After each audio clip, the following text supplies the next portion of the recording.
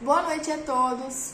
O nosso seminário vai tratar sobre o tema imposto de renda, tanto de pessoa física como jurídica, onde nós iremos abordar diversas questões e características fundamentais acerca desse assunto que é tão importante, sendo eles os fenômenos básicos da regra matriz de incidência tributária, os princípios cruciais, os impactos frente às propostas atuais de reforma tributária, bem como a demonstração do programa que é utilizado para a devida declaração do imposto de renda e também jurisprudências relacionadas ao tema, entre diversos outros assuntos que serão abordados e devidamente explicados para o conhecimento de todos desse tema que é tão importante e tão relevante. Bom, resumidamente, o imposto de renda é um tributo com sua forma de aplicação prevista na Constituição Federal, mas é de competência da União Federal realizar a sua devida aplicação. O imposto de renda ele é compreendido como um valor anual a ser cobrado com base no rendimento de cada cidadão, seja ele pessoa física ou jurídica, podendo haver algumas situações em que o reduzido poder econômico do cidadão acaba o tornando isento de tributação, mas nós vamos explicar isso mais para frente. Com relação a um contexto histórico e como surgiu o imposto de renda, ele se deu em 1914, através da Lei nº 2.919, de 31 de dezembro, que estabeleceu o primeiro exercício do imposto de renda, que se deu em 1915, devido à preocupação de se obter recursos para o Tesouro. E hoje em dia, as leis que possuem maior relevância sobre esse assunto e que, de certo modo, definem a tributação do imposto de renda e que vão ser abordadas durante todo o nosso trabalho são as leis 8.134 de 1990, a lei número 8.383 de 1991 e também o decreto de número 9.580 de novembro de 2018, que substituiu o decreto de número 3.000 de 1999.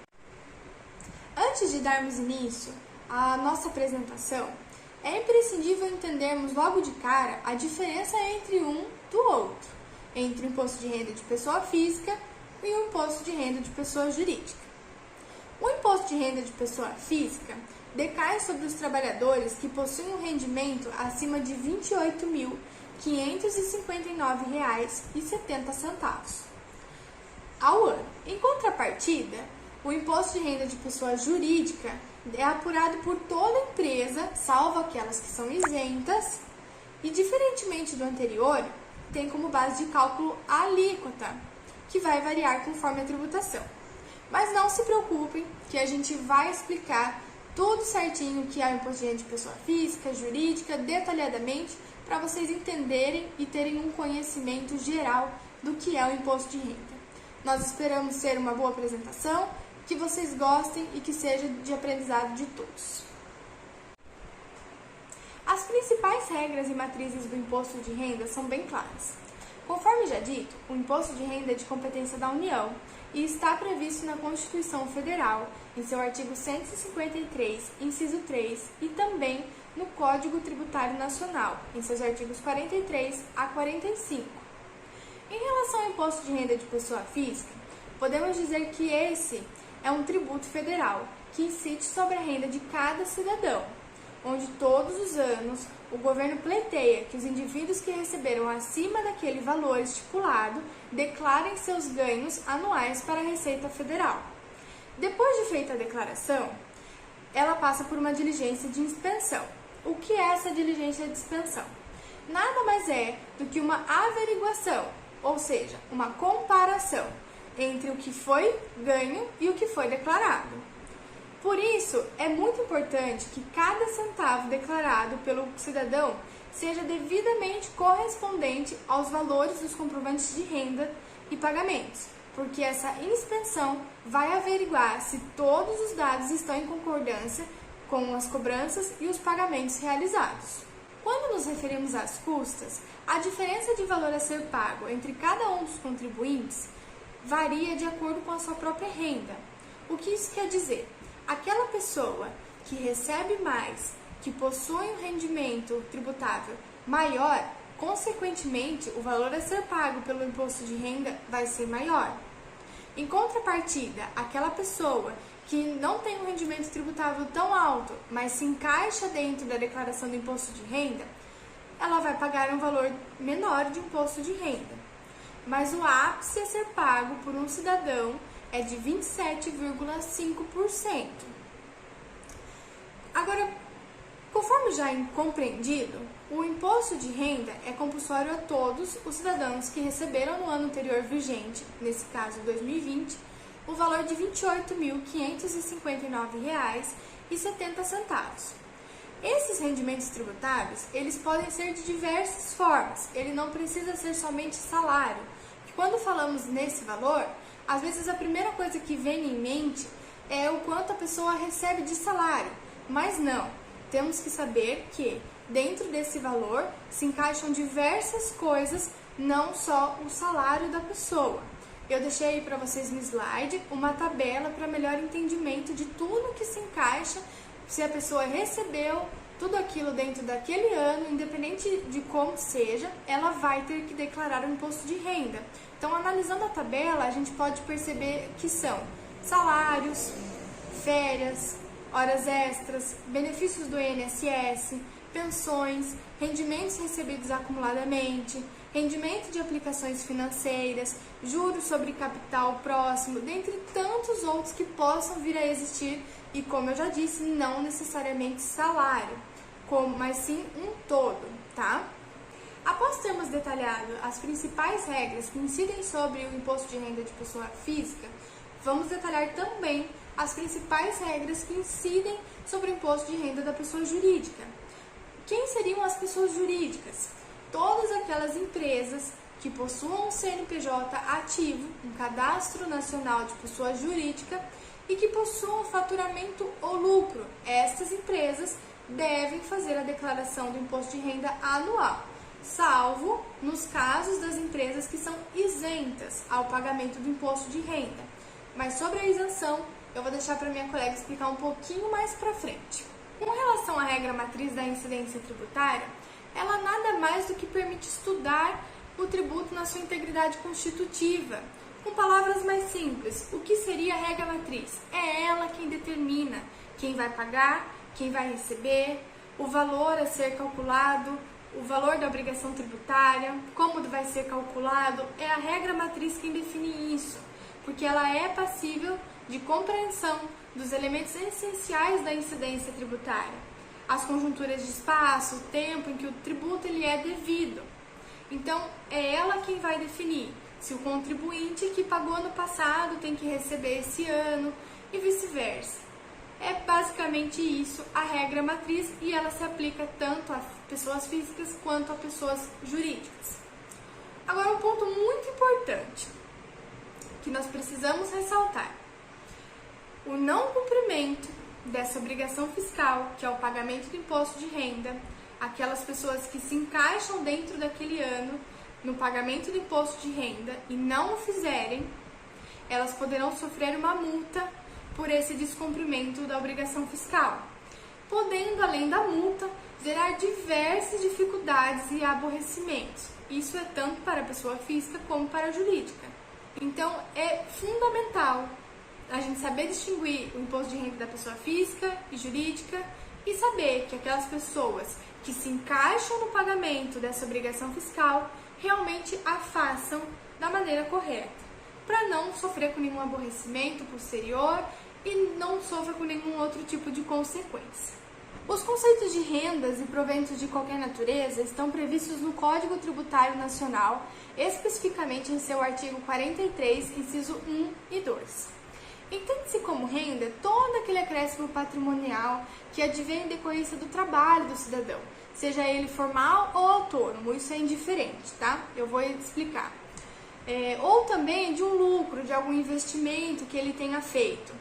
Como, por exemplo, nós temos como exemplo de fruto do trabalho aquela pessoa que trabalha como autônomo ou registrada, mas que mensalmente ela tem um salário dela. Como, por exemplo, formal, uma secretária que mensalmente tem o salário dela. E um eletricista que não trabalha registrado, mas mensalmente tem o salário dele. tá? E como acréscimo patrimonial de investimentos, que também entende-se como renda, nós temos um aluguel ou aplicações financeiras. Por exemplo, a secretária trabalha mensalmente em uma clínica, mas todo mês ela retira de uma aplicação financeira uma quantia em dinheiro. Aquilo também faz parte da renda dela. Ou todo mês ela pega dinheiro daquela casa que ela tem, mas ela colocou para alugar, entende? Então, ela tem o salário dela, mas ela também tem um acréscimo patrimonial, que também são rendas.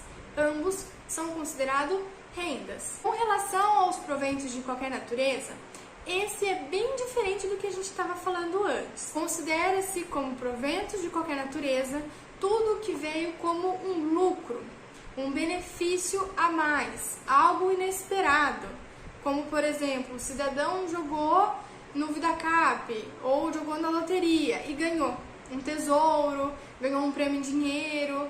Isso é um provento de qualquer natureza, era algo inesperado, mas que ele obteve. Até mesmo uma previdência, uma aposentadoria, uma pensão, tudo aquilo que implementa o patrimônio e expande. Vamos tratar daqui em diante da pessoa jurídica. Eis o questionamento: mas pessoa jurídica tem renda? Pessoa jurídica tem proventos de qualquer natureza? O que seria? Vamos explicar então.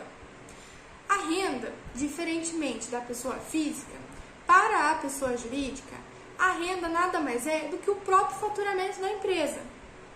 E os proventos de qualquer natureza são os valores que não estão ligados à atividade fim. Mas o que seriam esses valores que não estão ligados à atividade fim? Por exemplo, uma empresa têxtil que possui como fim a fabricação de tecido. Mas ela também tem um aluguel de alguns salões. Salão de festa, por exemplo, para ser bem simples. Salão para locação. E ela recebe aluguel dessa locação. Isso é o provento de qualquer natureza. A renda é o que ela obtém mensalmente com o trabalho da empresa, com a venda do tecido. E o provento de qualquer natureza é o que ela obtém com a alocação do salão. Após termos entendido os conceitos de renda e proventos de qualquer natureza, tanto de pessoa física quanto jurídica, vamos tratar sobre o conceito de renda frente ao conceito de lucro líquido e lucro real. O lucro real, ele se trata de um regime de tributação. Nada mais é do que o recolhimento de impostos que é aplicado a empresas de grande porte ou também aquelas empresas que possuem uma lucratividade consideravelmente pequena durante um determinado período de tributação. Ele se baseia na forma como os impostos e as contribuições federais incidem sobre o lucro e como elas são calculadas.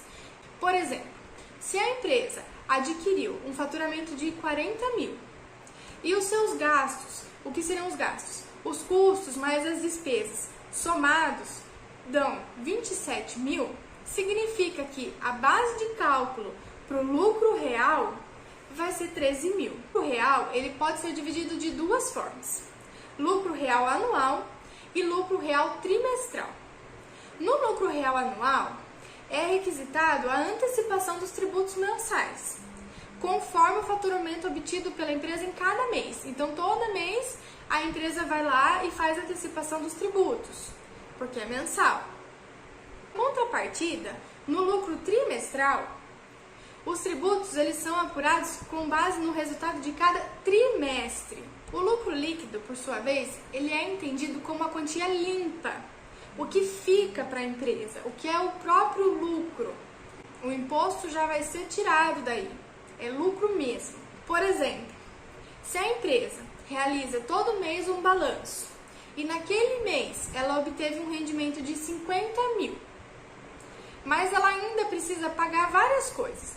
Os impostos, ela precisa pagar funcionário, ela precisa comprar matéria-prima para continuar a trabalhar. Vamos supor que ela pague 15 mil de tudo isso, no total. Então, o rendimento dela vai ser de 35. Isso é o que sobrou, depois de pago tudo. Aí ela teve um lucro mensal de 35 mil reais. Para a gente entender melhor, Vamos fazer uma breve distinção entre cada um deles. De início, eles parecem bem complexos e difíceis de entender. Realmente são, mas quando a gente faz a diferenciação entre cada um deles, é aí que a gente acaba conseguindo compreender melhor o que cada um trata e percebe que eles são diferentes, sim. Então vamos lá. O lucro real, ele é entendido como o próprio lucro tributável, que tem como objetivo apurar o imposto. Ou seja, a empresa obteve um lucro e é em cima daquele lucro que vai ser calculado quanto ela vai pagar de imposto. Agora, o lucro líquido, a empresa obteve um valor, ela pagou todas as despesas dela, aí sim ela obteve o lucro líquido, que é o lucro limpo, é o que realmente sobrou para ela, tá? Então essa é a diferença entre eles. Eu vou falar um pouquinho sobre o conceito das despesas necessárias. A lei de número 9.249 de 1995, em seu artigo 13, inciso 3º, ela vai tratar do conceito dessas despesas necessárias. O que são essas despesas necessárias? Então, vão ser todos os custos, né, todos os valores que vão ser gastos com compras fundamentais para a funcionalidade da empresa. Vai ser a matéria-prima em si. Então, a gente pode citar como exemplo compra de material para escritório. Lápis, caneta, papel. Então, tudo que for necessário para que a empresa ela continue com o seu serviço, continue funcionando normalmente, vai ser tratado como despesa necessária. Essa despesa necessária ela pode ser tanto uma coisa mais simples, né, como material para escritório, como uma coisa mais elaborada. Por exemplo, a manutenção de um computador ou de um scanner, de uma impressora. Então, eu tenho um scanner e eu trabalho escaneando coisas. Meu scanner teve problema. O valor que eu vou gastar para poder arrumar, para poder fazer a manutenção desse scanner, né, vai ser tido como despesa necessária. Então, o valor que a gente gasta para a conservação de bens já adquiridos pela empresa, a fim de mantê-los em boas condições de uso, prolongando sua vida útil, também vai ser pontuado como despesa necessária. As despesas necessárias, elas vão servir como uma forma de abatimento no imposto de renda.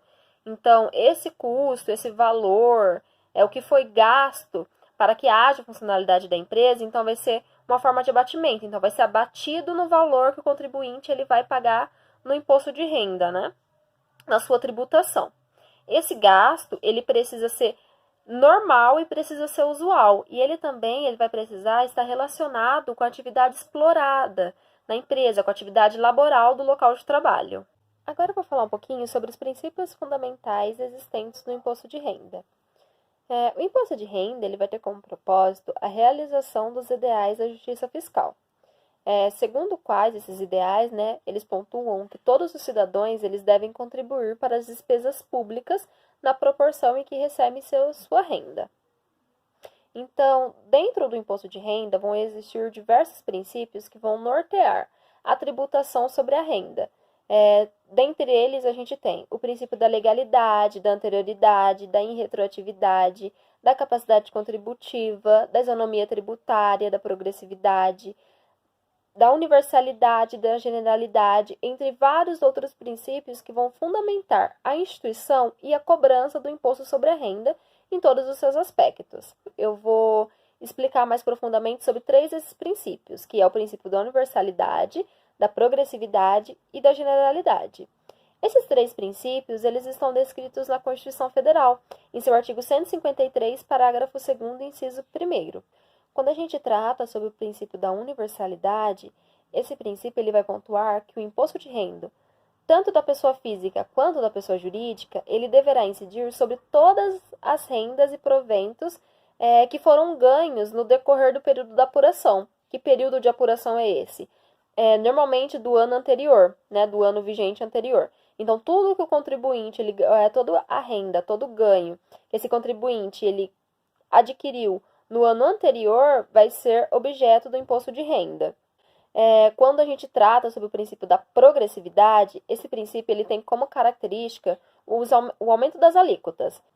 Conforme a renda do contribuinte ela vai aumentar, então, Consequentemente, a porcentagem do imposto de renda a ser paga por esse contribuinte aumenta cada vez mais. Consequentemente, ele vai pagando cada vez mais se ele ganhar mais. Já o princípio da generalidade, esse princípio ele vai servir como um impedimento. O que esse princípio vai pontuar? Ele vai bloquear, acho que a gente pode usar essa palavra, qualquer tipo de discriminação entre seus contribuintes, em razão de quaisquer critérios, tanto pessoal, não importando classe social, sexo, religião, nacionalidade, raça, não é motivo para que haja uma discriminação. Então, o princípio da generalidade, ele tem como objetivo justamente proibir essa discriminação, bem como qualquer tipo de privilégio pessoal na distribuição da carga tributária. Agora eu vou falar um pouquinho sobre a elisão e a evasão fiscal. A Lei Complementar de número 104 de 2001, ela acrescentou um parágrafo ao artigo 116 do Código Tributário Nacional. Esse parágrafo ele tem como objetivo impedir a evasão fiscal. Então, o que é a evasão fiscal? Devido à alta carga tributária das pessoas, tanto das pessoas físicas quanto das pessoas jurídicas, elas vão querer se arriscar com essa evasão fiscal, que nada mais é do que uma sonegação de impostos. Ela é uma forma ilícita que o contribuinte encontrou como maneira de diminuir a carga tributária. Essa evasão ela vai consistir em omitir os ganhos à autoridade fiscal. Por esse motivo, essa prática ela pode ser considerada tanto uma infração tributária quanto uma infração penal. A intenção do contribuinte com essa prática é reduzir ou até mesmo evitar o pagamento de algum imposto, o que vai acabar gerando prejuízos às finanças públicas. Até agora, a gente tem visto informações sobre a evasão fiscal. Quando a gente estuda sobre o imposto de renda, a gente encontra dois termos muito parecidos, que é a evasão fiscal, né, como eu expliquei anteriormente, e a elisão fiscal. Então, o que é essa elisão fiscal? A elisão fiscal ela vai tratar de uma maneira lícita de reduzir o pagamento do imposto. Então, como que o contribuinte ele vai conseguir fazer isso? Ele vai precisar procurar pontos específicos na lei que lhe tragam benefícios. E ele também precisa fazer um planejamento tributário. Com esse planejamento tributário, tanto empresas como pessoas elas vão poder economizar e pagar menos tributos. Isso sem ferir a legislação vigente. Então, a elisão fiscal ela pode ser feita ao diminuir a base de cálculo do tributo, evitar a incidência do fato gerador que gera o tributo, adiar o pagamento do imposto sem multas. Com relação à tributação definitiva na fonte, ela não irá compor a base de cálculo sobre o imposto de renda da pessoa física na declaração de ajuste anual. É um imposto devido e apurado pela fonte pagadora. Dessa forma, não deve gerar qualquer impacto sobre o imposto devido. Essa modalidade também não admite restituição, ou seja, é um imposto que pode ser retido na fonte, mas não são restituíveis. Alguns desses exemplos que a gente pode elencar para vocês, nós temos o 13º salário, rendimentos de aplicações financeiras, participação de lucro, lucros decorrentes de prêmios ou sorteios em geral.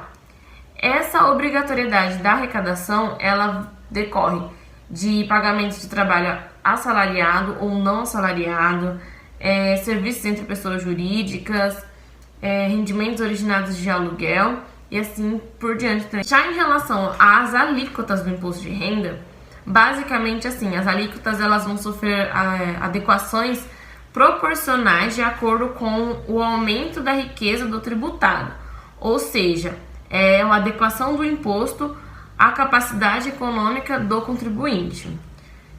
Dessa forma, os que possuem menores condições financeiras terão uma carga tributária menor e os que possuem maiores condições financeiras terão uma carga tributária maior.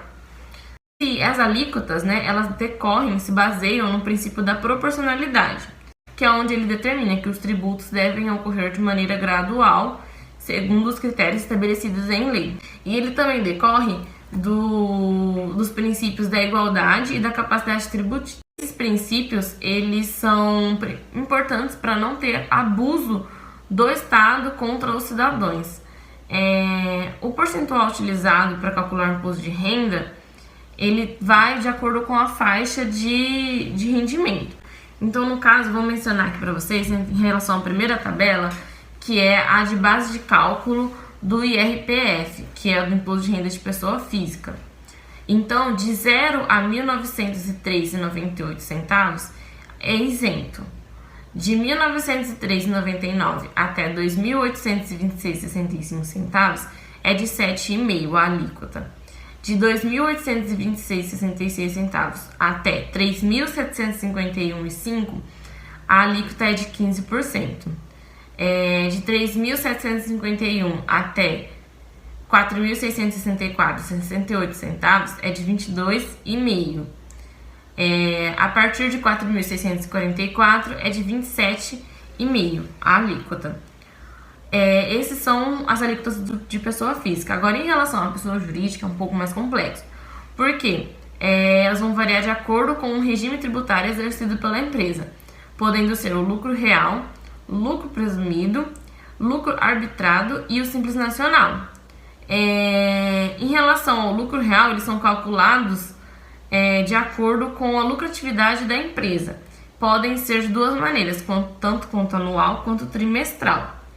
Já o lucro presumido são para empresas que possuem um faturamento acima de 4 milhões e abaixo de 78 milhões.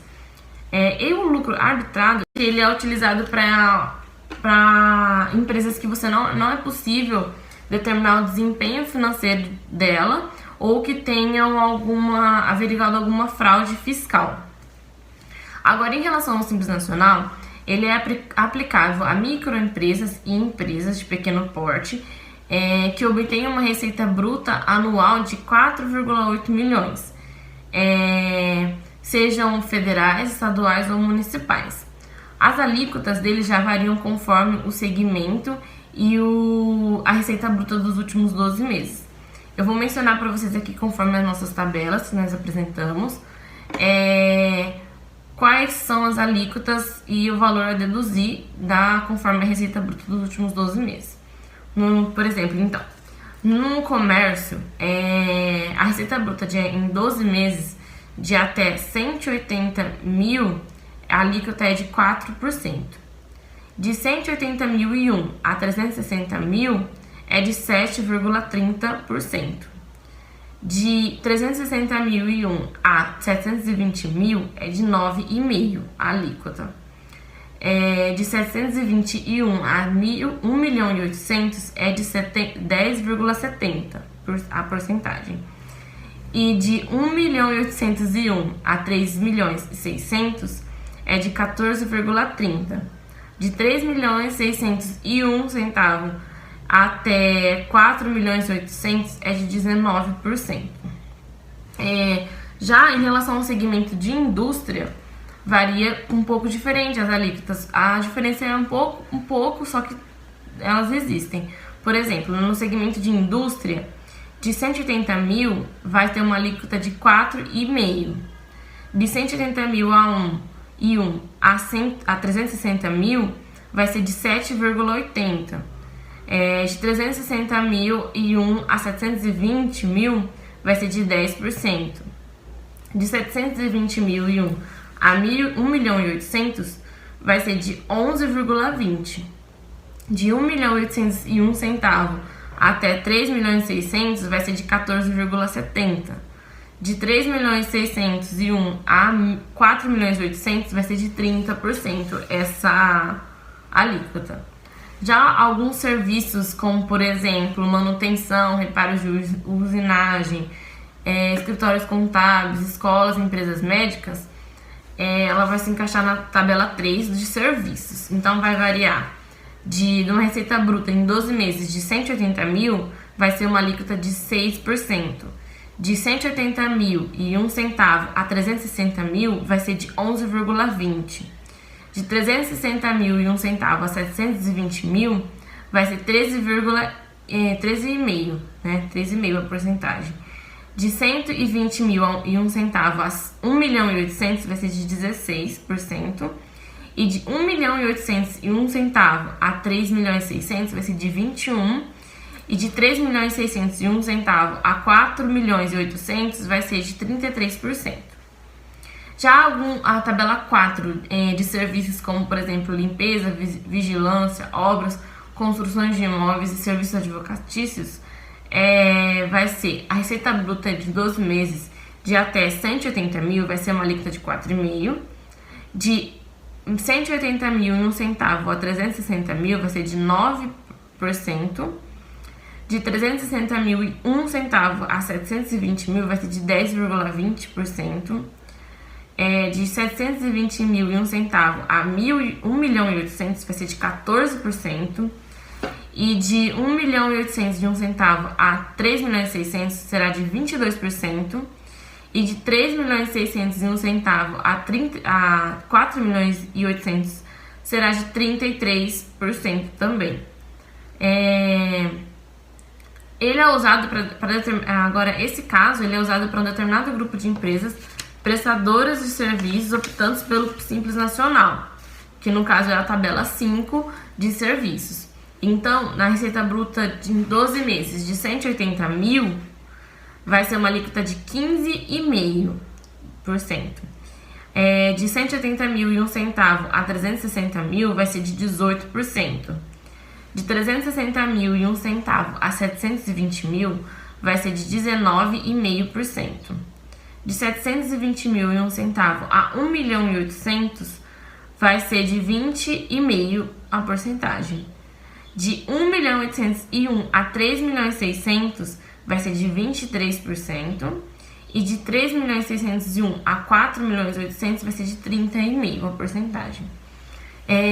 Basicamente assim, dá para perceber que varia bastante conforme a receita bruta dos últimos 12 meses e ao segmento da empresa, conforme as tabelas que a gente mencionou nos slides, para vocês terem uma melhor noção. A gente não conseguiu determinar uma alíquota certa para o Simples Nacional por ter variações, como eu acabei de mencionar. Então, vocês podem perceber que elas vão variar conforme o segmento e conforme os valores da receita bruta dos últimos 12 meses. Outra questão no imposto de renda é que existem deduções e abatimentos cabíveis às pessoas físicas, que elas podem ser abatidas na base de cálculo do imposto. Existem duas formas, a simples e a completa. Não existe uma forma mais vantajosa ao contribuinte. Ele vai decidir qual que se identifica melhor ao perfil dele. Diante disso, a gente pode mencionar a Lei 8.134 de 1990, no seu artigo 8º, que diz assim: na declaração de ajuste anual poderão ser deduzidos os pagamentos feitos no ano base, médicos, dentistas, psicólogos, fisioterapeutas, fonoaudiólogos, terapeutas ocupacionais e hospitais, bem como as despesas provenientes a exames laboratoriais e serviços radiológicos. As contribuições e doações efetuadas de entidades do que se trata o artigo 1º da Lei 3.830, de 25 de novembro de 1960, observadas as condições estabelecidas no artigo 2º da mesma lei. As doações, em que se trata do artigo 260 da Lei 8.069, de 13 de julho de 1990. A soma dos valores referidos ao artigo 7º, observada a vigência estabelecida no parágrafo único do mesmo artigo, da Lei 8.134, de dezembro de 1990. Então, nessa lei, ele estabelece em relação a essas deduções no imposto de renda.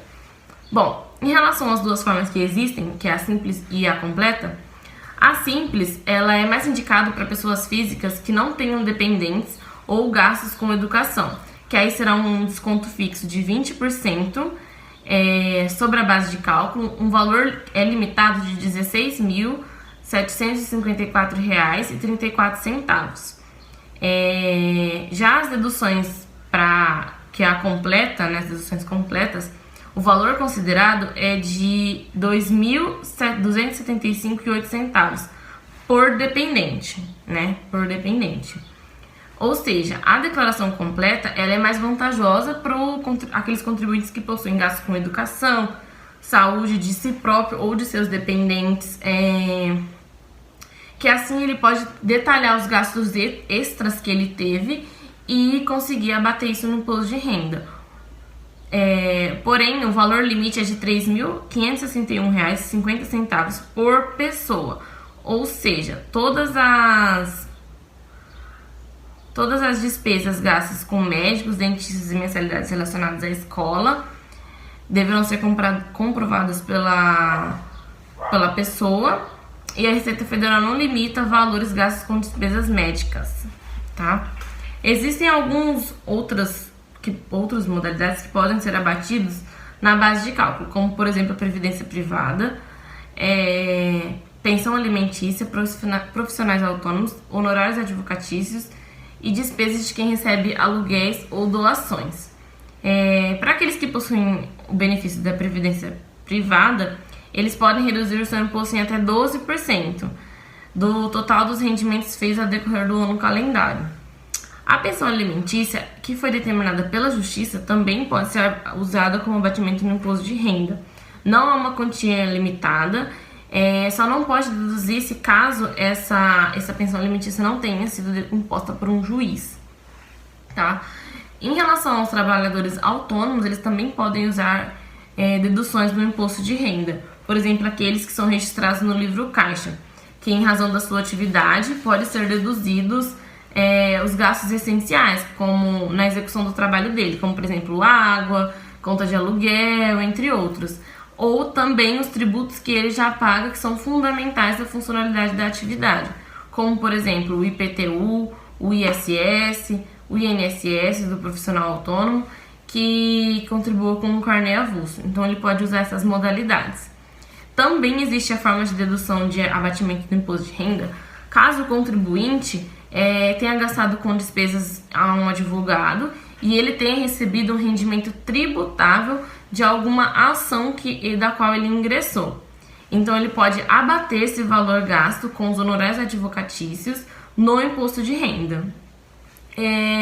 Ou, por exemplo, para aquele contribuinte que possui um imóvel próprio e o mesmo se encontrar alugado, ele pode deduzir no imposto de renda as despesas do IPTU, por exemplo. Claro que deve ser tudo comprovado, né? Os gastos devem ser comprovados.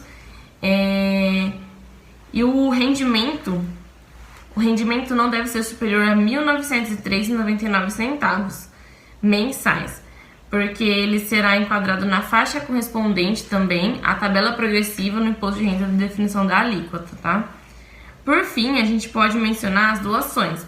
Como existe um incentivo do governo federal, pode ser deduzido até 6% na modalidade e é dedutível diretamente no imposto devido. É a única que é diretamente no imposto devido, tá? E ela não é apenas uma redutora na base de cálculo, o restante são todas redutoras na base de cálculo. Então, só a doação que é diferenciada nesse caso. Bem, dando continuidade ao que a Thalia estava falando anteriormente, eu vou falar um pouco sobre as isenções, como elas funcionam. A parte mais básica das isenções é que se a pessoa recebe R$ 28.559,70 anualmente, essa pessoa ela é automaticamente isenta da declaração de imposto de renda, né? Só que tem alguns casos em que a pessoa recebe mais do que esse valor e ela pode vir a ser beneficiária da isenção, que são pessoas que recebem aposentadoria, pensão ou outros benefícios previdenciários e tenham alguma doença. Essa doença ela é listada na Lei 7.713 de 88, no artigo 6º, inciso 14. Aí cita doenças como tuberculose ativa, alienação mental, hanseníase, doença de Parkinson, uma série de doenças. E quando a pessoa possui essas doenças e recebe algum desses benefícios que eu citei, ela pode sim pleitear a isenção do imposto de renda. Só que tem alguns casos que vale ressaltar, para as pessoas não fazerem confusão, que é quando a pessoa ela tem alguma atividade empregatícia e autônoma e ela quer receber essa isenção, mas ela não é aposentada, ela não recebe nenhuma pensão, nenhum benefício previdenciário, isso não tem como. E tem alguns casos também onde a pessoa ela recebe a pensão, tem essa doença, só que ela ainda continua praticando alguma atividade autônoma, algum tipo de rendimento fora esses que eu citei, que é a aposentadoria, a pensão e o benefício previdenciário. Mesmo que a pessoa possua esse benefício e tenha doença, mas ela exerce um outro tipo de atividade autônoma, ela também não vai ter direito a essa isenção. Essa isenção é especificamente para pessoas que são aposentadas, pensionistas e beneficiários da Previdência e possuam essas doenças listadas. Um pouquinho para vocês sobre o dever instrumental. O dever instrumental, ele está previsto na Lei 9.250, de dezembro de 1995. Ele consiste basicamente na entrega de declarações, como escrituração de livro, emissão de notas fiscais, recibo de compra e venda, todas as ferramentas estabelecidas por lei, que vai permitir um meio das autoridades administrativas fiscalizar se você está fazendo imposto de forma correta ou não. Então, basicamente, eu posso dizer que o dever instrumental é a obrigação, a minha obrigação de entregar essa declaração, seria a entrega dessas declarações que o próprio governo estabelece. Então, qual que é o meu dever instrumental? Fazer a declaração, preencher com as informações e enviar para a Receita dentro do prazo previsto. E aí a Receita Federal vai analisar e verificar se o que eu declarei é verdade ou não, ou se está de forma correta ou não. Eu vou explicar agora para vocês como é o programinha do imposto de renda, né? Eu vou mostrar a telinha, como que é o download e tudo mais. Inicialmente, o que você tem que estar fazendo? Você tem que baixar o sistema na Receita Federal. Aí você vem aqui, Programa Imposto de Renda de Pessoa Física, você vai estar escolhendo a sua plataforma, se ela é Windows, Linux, né? Aí vocês vão estar baixando o sistema, que é bem simplesinho. No meu computador aqui, eu já baixei, que o foco é mais explicar para vocês, assim, de forma bem básica, como é o sisteminha da declaração do imposto de renda. Esse daqui que está baixado no meu computador, ele é referente ao imposto, ao ano de 2020, que é entregue em 2021. A primeira coisa que você vai estar fazendo, você vem aqui, nova declaração, ele vai estar perguntando inicialmente para você se é uma declaração de ajuste anual, declaração final de espólio. O que normalmente as pessoas acabam fazendo, que é o padrão, tá? É que tem que analisar cada situação. Mas a gente vai estar falando especificamente da declaração anual de ajustes. Se você tem no teu computador ou em algum lugar salvo aí a do ano, declaração em branco, né? Você vai estar clicando aqui. O primeiro passo que ele vai pedir para você é o seu CPF, né? Vou colocar o meu aqui. Eu vou estar só alterando meu nome aqui, colocar teste, né? Só para vocês verem. Você vai dar OK. Primeiro, você vai estar preenchendo a identificação do contribuinte, que é o básico. Ele inicialmente pergunta para você, é uma declaração de ajuste original ou retificadora? O que é isso? A original é a minha primeira declaração que eu estou preenchendo desse ano. A retificadora é quando eu já entreguei a declaração, já tenho o recibo, e eu preciso retificar algo, né? E aí a gente faz a retificadora. No caso aqui, é a original. Vou colocar a sua data de nascimento, eu vou colocar qualquer uma aqui.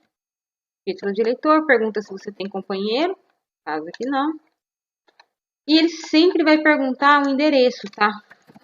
Vou colocar um aqui só pra gente testar, né? Uma coisa muito importante é que ele pergunta qual que é a sua ocupação, ou seja, a sua profissão.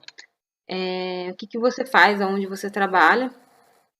O próximo campo é dependente, tá? Porque assim, cada dependente, como as meninas já explicou, ele tem um abatimento no imposto de renda.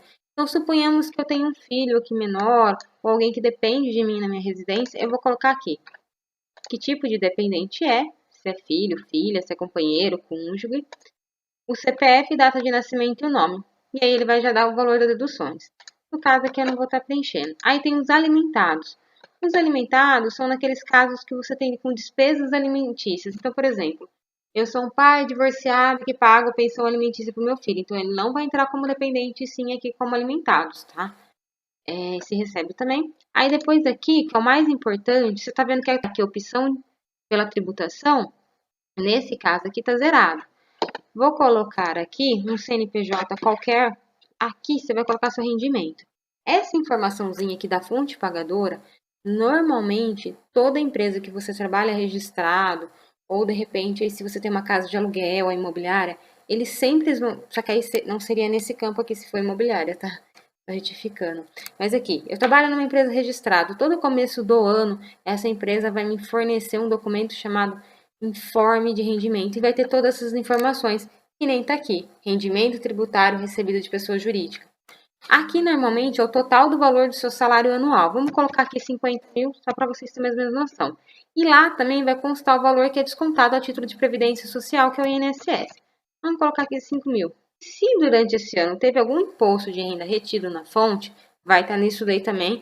Eu vou colocar aqui um valor fictício de 350, tá? Vocês estão vendo que conforme eu vou lançando, ele já vai me dando aqui o que eu tenho a pagar pela opção de tributação. Esse daqui é por deduções legais, ou seja, que deduz convênio médico, que eu posso estar lançando as despesas, e pelo simplificado. Tá vendo que o simplificado sempre ele é um pouquinho mais ele sai um pouquinho mais em conta, tá? Sempre vai depender da quantidade de despesas que vocês têm, tá? E as despesas permitidas. O 13º, normalmente, ele já vem com o valor do INSS deduzido, né? Tá ok? Beleza, tá ali. Se você teve algum rendimento do exterior também, você vai estar pondo aqui. Rendimentos isentos não tributáveis. Esse tipo de informação vai em várias coisas. Também no seu no informe de rendimento, quando tem, vai estar aparecendo aqui para você, tá? Rendimento é tributação exclusiva. E rendimentos de pessoa tributável de pessoa jurídica. Aí tem os rendimentos acumulados, né? Imposto pago retido. Se você teve alguma dessas situações, você vai estar pondo. Pagamentos efetuados. Aí aqui, você pode estar colocando, olha lá. Vamos supor, se eu tive uma despesa médica. Quando eu falo aqui médico, gente, é que eu fui no consultório médico, ele me deu recibinho. Dentista, mesma coisa. Aí aqui tem planos, também psicólogo entra. Agora, hospitais, clínicas e laboratórios. Você está colocando. Pensão judicial, tudo que você efetuou o pagamento, você pode estar lançando aqui, tá?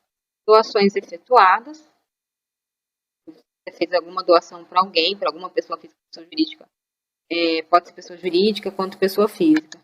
Doações diretamente nas declarações. Bens e direitos. Como que funcionam os bens e direitos? Você vai estar vindo aqui, vamos supor, eu tenho um apartamento. Vou estar lançando um apartamento. Tem que colocar a inscrição municipal, data da aquisição. Aqui você vai estar colocando quantas vezes você pagou esse apartamento, se você deu entrada à vista, se você está pagando parcelas. Aí todo ano você vai atualizando o valor. E aqui embaixo tem o valor. Se você adquiriu ele em 2019, já teria que ter o valor de 2019. Aí você só estaria colocando se teve alguma alteração ou não de valor. Às vezes, por exemplo, eu fiz uma reforma e subiu um pouquinho o valor. Ou eu comprei financiado, aí estaria subindo o valor aqui. No caso, como está fazendo 2020, vamos colocar aqui que esse apartamento custa R$120. 120 mil, né? Tá lá. Ok. Tá lá lançado. Dívidas e ônus é que vocês podem colocar também se tiver alguma espécie de empréstimo em vários campinhos, tá vendo? Óleo é no caso de partilha que a gente estaria entregando, tá? Doações a partidos políticos tem também. E essa importação aqui, gente, é super interessante. Vocês podem pegar, que nem eu falei, viu que na hora que eu abri lá na Receita, deixa eu só mostrar aqui pra vocês, ó. Aqui tem o preenchimento online no ECAC, dá pra vocês fazer por aqui. Mas além disso, se você entrar no ECAC, lá tem todas as fontes pagadoras, que é esse informe de imposto, esse informe de rendimento que você recebeu da empresa, provavelmente ele vai estar no ECAC. Aí vocês teriam essa opção de estar importando pra cá, tá? Vocês teriam que baixar lá na Receita, né?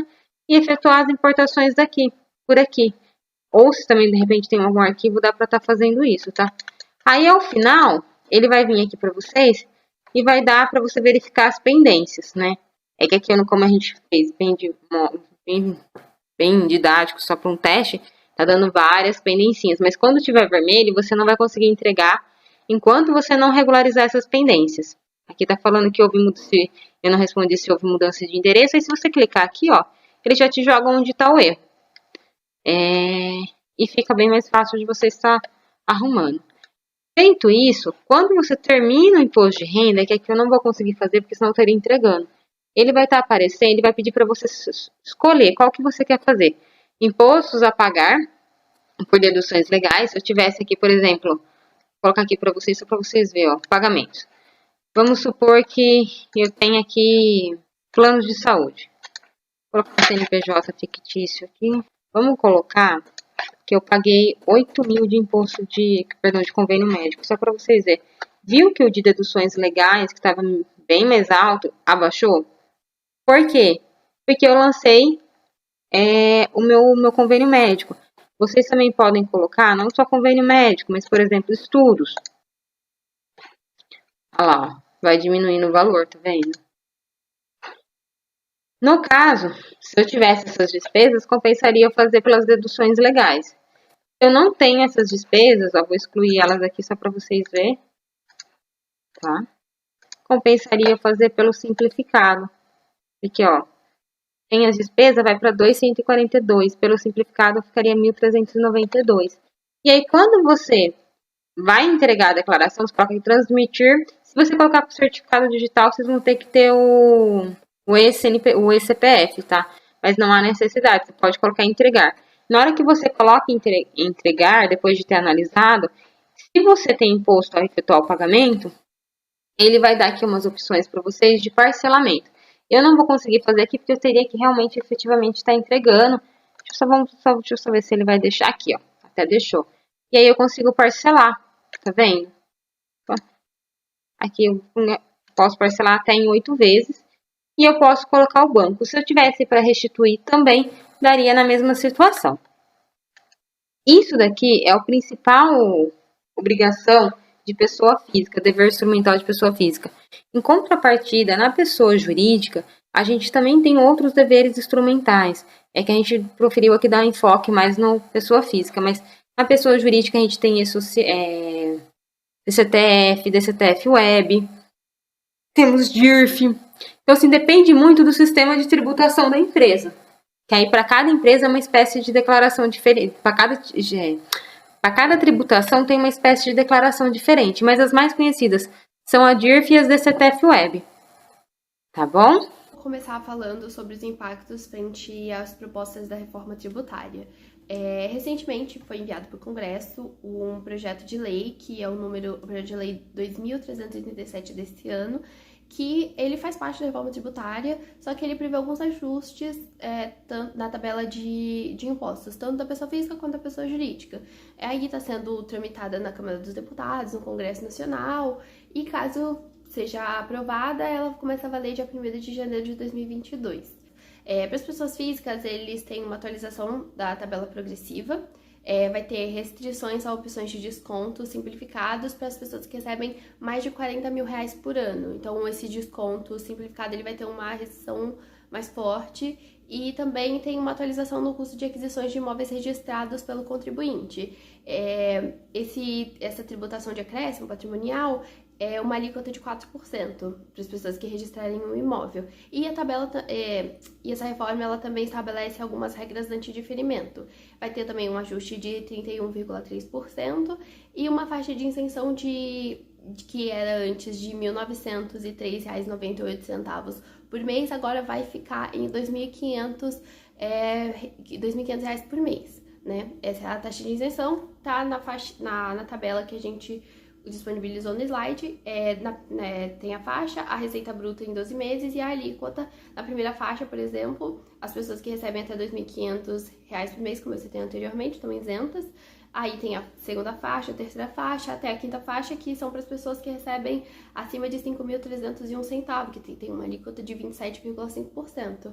Né? Essa tabelinha é muito boa para entender como que vai funcionar o imposto de renda para as pessoas com essa reforma, caso ela seja passada. Eu vou falar agora como esses impactos afetam as pessoas jurídicas. Esse projeto ele prevê a extinção da apuração anual do lucro real e, consequentemente, as antecipações mensais do imposto. Também permite a compensação do prejuízo fiscal e da base de cálculo negativa da CSLL. Então, não vai ter a trava dos 30% nos meses em que a pessoa jurídica tiver um prejuízo. Mas aí, depois desses meses do prejuízo, a compensação ela segue com a trava dos 30%, como já é hoje, né? As mudanças, elas têm algumas mudanças que elas vão ser tanto para as pessoas físicas quanto para as pessoas jurídicas, que é, por exemplo, a questão fiscal da tributação dos investimentos financeiros. Tanto para a pessoa física quanto para a pessoa jurídica, eles vão tributar uma alíquota de 15%. E esses valores, eles vão ser oferidos na Bolsa trimestralmente, né? O que vai facilitar no cálculo do imposto de renda e vale tanto para as pessoas físicas quanto para as pessoas jurídicas. Eu trouxe alguns casos práticos também, algumas jurisprudências relacionadas a alguns assuntos importantes, né, no pagamento de alíquotas. O primeiro é sobre a alíquota da sociedade de advogados e a alíquota na atuação individual do advogado. Esses valores eles são cobrados de acordo com o Imposto sobre o Serviço, que é o ISSQN, e vai variar de acordo se for um advogado autônomo ou se for uma sociedade de advogados. Na sociedade de advogados, o imposto de serviço de qualquer natureza ele tem que ser calculado em alíquotas fixas ou variáveis em relação a cada profissional habilitado. Já no profissional autônomo, vai depender, o ISSQN ele vai depender do fator gerador que é a lei municipal. Se não tiver uma lei municipal específica sobre o assunto, essa cobrança ela é considerada indevida e essa cobrança ela é feita com a base de cálculo do preço do serviço prestado, né? Tem alguns casos onde eles pleiteiam o ressarcimento dessas cobranças que elas são indevidas. Eu também trouxe um caso prático que é das verbas rescisórias e das férias de funcionários que romperam a relação que tinham com a empresa, né? Tiveram um fim na relação contratual. Tem um caso do Tribunal Regional da 10ª Vara da Região do Distrito Federal, onde não foi feito o pagamento nem das férias e nem das verbas rescisórias. As verbas rescisórias elas são direito do trabalhador, que quando a relação com a empresa ela termina, essas verbas elas têm que ser pagas. E tem vários casos, é uma coisa bem recorrente de pessoas que depois de terminar a relação com suas empresas não são pagas e precisam procurar a justiça para discutir relacionados a esse assunto. Eu trouxe também um caso sobre os serviços hospitalares e as alíquotas reduzidas. Na Lei 9.249 de 95, ela fala que alguns hospitais que prestem auxílios, diagnósticos ou terapias, elas podem pleitear uma redução no imposto, pode cair de 8% até 12%. O imposto recolhido, que é o IRPJ e o CSLL, eles que vão sofrer essa redução, são impostos que são recolhidos mensalmente. Então, caso o hospital consiga provar, né, na justiça que ele oferece esse tipo de serviço, ele pode receber essa redução. O que eu acho que é muito interessante, porque querendo ou não beneficia a sociedade que usufrui desse hospital, e esse hospital tem uma chance maior de se manter, porque querendo ou não, a alíquota que ele tem que pagar para o governo, ela é reduzida. E também tem um caso que é a exclusão do ICMS na base de cálculo do imposto de renda da pessoa jurídica. O Supremo Tribunal Federal, em abril, eles julgaram, né, uma situação em que o ICMS ele não compõe a base de cálculo do IRPJ e do CSLL. E com essa decisão, muitos contribuintes eles podem pleitear na justiça que esses valores deles sejam retirados, o que ajuda bastante. Essa decisão ela é muito importante para esses contribuintes, né? Antes de finalizar a apresentação do nosso seminário, eu gostaria de trazer um assunto aqui para vocês, a título de curiosidade mesmo, que porém tem uma importância muito grande quando a gente vai falar sobre o imposto de renda. Então, o Brasil, ele é posto como um dos países que tem uma maior carga tributária, um dos países que tem a maior carga tributária do mundo. Sabendo da importância desses impostos nas receitas da União, o Brasil ele sempre adotou medidas que vão lutar contra os sonegadores com a intenção de represar a ação de fraudadores do imposto de renda. Então, com essa minha frase, eu finalizo o seminário, a nossa apresentação. Espero que vocês tenham conseguido aprender, absorver as informações que a gente tentou passar, porque eu posso afirmar por todo o grupo que a gente aprendeu muito durante as nossas pesquisas e o nosso grupo ele vai ficar à disposição para eventuais dúvidas dos nossos colegas. Obrigada a todos, tenham uma boa noite.